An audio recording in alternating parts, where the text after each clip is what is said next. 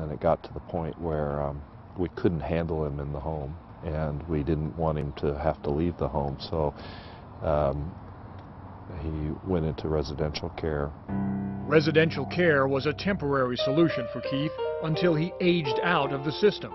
His father soon learned there weren't many other alternatives. It ended when he turned 18, when he became, by the state standards, an adult. I guess it's, you know, it's a comment of where we are as a society.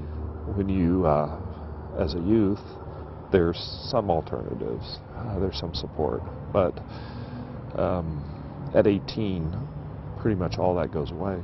So we had two options. One was to bring him back home, and he hadn't been in the home for, I want to say, a year and a half. But the only other option was going on the street and going into missions and the shelters. And we just couldn't go there. We couldn't stomach that. And so we brought him home, and it was, we have two other children, and it was very difficult. It didn't work. Keith couldn't conform to family life, so he agreed to leave. Sadly, Eric had to drop his son off at a mission shelter in Seattle. He says it was the longest, toughest, most agonizing drive of his life. It's probably one of the hardest things we've ever had to do, and that was followed by the following week. It was in the Pioneer Square area, and we were walking to, I think it was Bread of Life mission, to meet with him, and we were walking down the street. Keith was on the corner, rummaging through one of the corner receptacles, looking for whatever, and at first we didn't know that it was Keith. He wasn't facing us, and when he looked up and we got closer and we saw that it was our son, it just hit us like a ton of bricks. And at first he didn't even recognize who we were. And there were many nights where we couldn't sleep not knowing where he was, and I can't help but when I'm downtown and I see other young kids on the street, you know, they all have a story. They're not exactly like Keith's, but Keith is an example of how it's not necessarily by choice. It just may be because there's no other alternative. Is there any change, man? Have a good day, man. Eric Critchlow says he's seen some progress in his relationship with his son. Still, the uncertainty of not knowing what the future holds, the fact that his son has been on the streets for 5 years, is unsettling. You know, we haven't given up on Keith as a family, and we trust that God has a plan for him. Keith Critchlow, a.k.a. Shadowhawk, is fortunate in one respect. He still has a family that loves him and cares about him, a family that he wants to stay in contact with. Most street kids don't. Mark Twain once said, the biggest mistake kids make is the parents they choose. Ron Ruthruff of New Horizons Ministries says so much of today's homeless youth problem stems from poor parenting. So many have had terrible experiences at home, they're all too familiar with abuse and neglect. The common denominator among most young people on the street is severe family dysfunction. So while that isn't these kids' identity, we need to understand that a piece of their identity has been in some way severely impacted by family systems where they don't really know who they are or how they fit appropriately.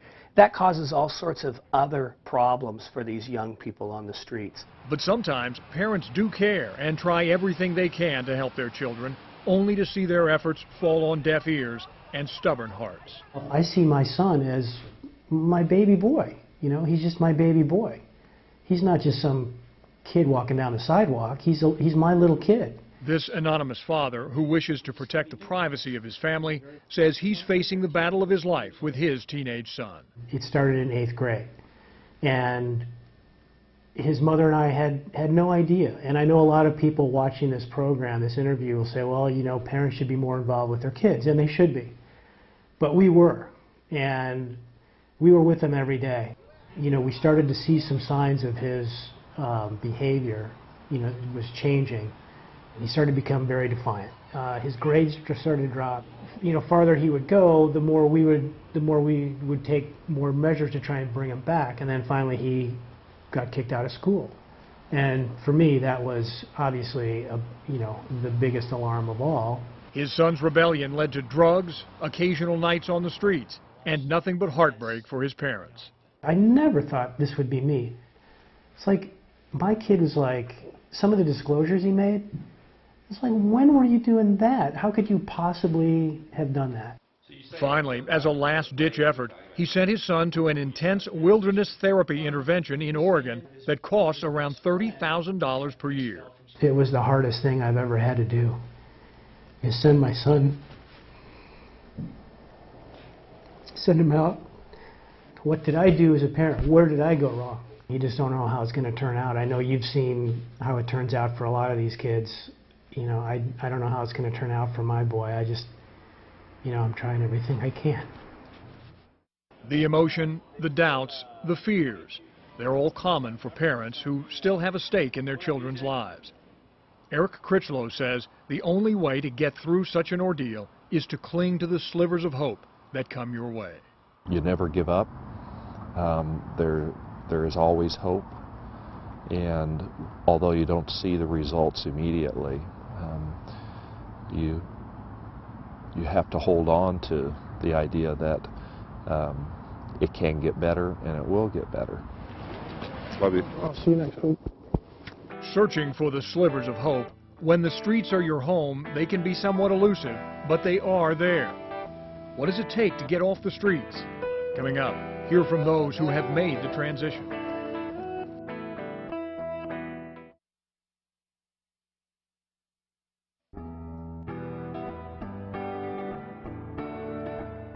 If you really want to have an impact on the lives of homeless youth, those who know this subject well say you have to start with street outreach. Many of these kids have had terrible experiences with adults, especially their parents. So before services like treatment, food, or shelter come into play, a sense of trust has to be established between a youth and a stable adult. And that's where street outreach comes in. We got socks, gloves, hats. For the past year, Garth Donald has been on the streets, reaching out to those who need it most. Can I have some of those hand warmers? Yeah, totally. Twice a week, Garth and a team of outreach workers hand out basic essentials, everything from toothpaste to hand warmers to the homeless on Broadway. There's a clear and obvious need in our community, and unfortunately, the way that we move our money around, there are people who are getting shorted. So I make sure that we get the basic essentials, what you need to live, out to people who otherwise don't have it. How about toothpaste? You bet. But Garth knows toothpaste and hand warmers aren't enough. To help the homeless make the transition off the streets, you need to make some sort of bond or connection with them. We need common understanding. We need to be able to work together. We cannot be looking at other people in our community as our enemies. You've got all your resources on this side of the street. Garth may know street people as well as anyone. Not too long ago, he was one of them. When he was 17, he left his Skagit family home to fend for himself in Seattle. I just got in some trouble when I was pretty late in high school, and just kind of decided to come out to Seattle and just try my hand out here. Didn't really have a place to go because I didn't know anything about apartments or anything like that, and so I was just kind of stuck living in a warehouse with some other people. Where are the vegan burgers at? When he wasn't getting into trouble, Garth Donald explored a program on Capitol Hill that took a different approach to changing lives. Peace for the Streets by Kids from the Streets, or PSKS, provides basic needs as well as referrals for homeless and street-involved youth and young adults. What's unique about PSKS is that half of the staff must have been homeless sometime during their lives. So I just poked my head in, and there was like this tiny little community brewing inside of this unassuming building. It wasn't well marked. I didn't really, it didn't stand out, but as soon as we opened the door, it was just full of people, full of food, and it was very positive energy to the place. People really had some just meaningful support to offer.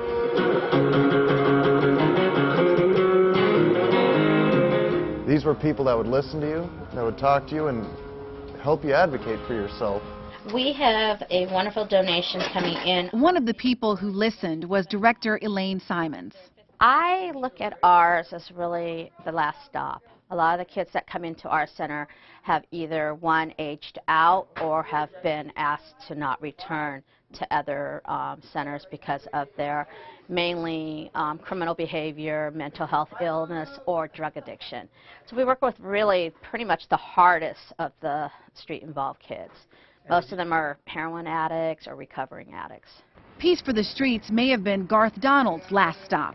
I was going nowhere. I was getting myself into trouble, so I saw an opportunity I had that most of my friends didn't. I had applied to colleges in previous years and was just kind of waiting on their acceptance letters, so I decided to haul out to East Coast and just lay low for a few years.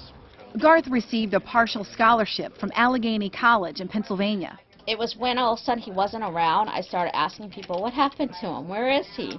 And I get this email, and it was from him, and he was in his undergraduate school. He went on to graduate school. PCC is great. Once homeless on the streets of Seattle, Garth Donald received a master's degree in the science of social administration from Case Western Reserve University in Cleveland. By the time he got to his master's level is when him and I met one time for dinner. We went to a restaurant on Capitol Hill, and he's like, you know, I really want to come work here. So Garth came back to Seattle to work for PSKS. For the past year, he served as LEAP Employment Coordinator. He helped street-involved youth find jobs that'll lead to a meaningful career. We got a connection there. I want to get some kids down working. That could be a possible thing you could do after this. That would be awesome. We've had, 10 folks who've had good, solid direct placements. Every single kid I go up to, I ask, are you looking for a job? Would you like a job? And they all say yes. And it seems a no-brainer, but you're not born with that knowledge. You need someone to help you along and tell you, this is how you get a job, this is how you get paid. We need safety rules at the center, and I'm glad we got everyone to input on them. Garth's combination of education and knowledge of street life is invaluable to kids who are trying to find a way out of the bleakness of life without food, employment, or stable shelter. I'm able to remember how much it sucks to wake up in the morning with wet clothes and a cop staring down at you and thinking the rest of this weekend is going to be in county. I was able to see what the dangers are and where the major deficits are. I could have gone on a different track and gone to make more money, but there's too much work to be done, and there's too much that we need to offer as a basic safety net to everyone in our society. Whether he's performing air guitar at a PSKS talent show, doing street outreach, or helping an intern find a permanent job, Garth Donald is proof that street kids can make it with the proper help. He says he's uncomfortable being put on some sort of pedestal to be looked upon as an inspiration or role model. He just wants to do whatever he can to help the unfortunate and often forgotten souls on the street. People need a place to live. When you see someone sleeping in a doorway, it's because they need a place to sleep. Like they really, really, really don't have anywhere else to go. When someone's sitting there with a sign begging for change, they really are in a hard spot. It's not easy to be sitting there with people walking by, yelling insults at you, spitting on you. It is a tough way to make money. So I want people to remember that, this is everyone's city. We all live here. So what's the secret to transition? How can you start a new life when the streets are your home? Young people don't exit the streets because they want to relinquish a bad habit. The keys to exiting the streets, next.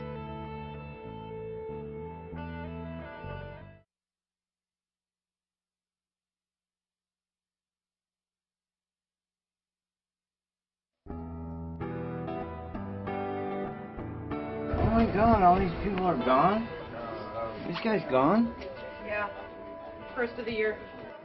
Once a year, they all come to pay their respects at the memorial wall. 20 young people who were once a part of Peace for the Streets by kids from the streets have passed away since the center opened its doors in 1995. And what we're going to do is we're going to light this candle, and it's going to go around the room, and you can say something that you want to say about someone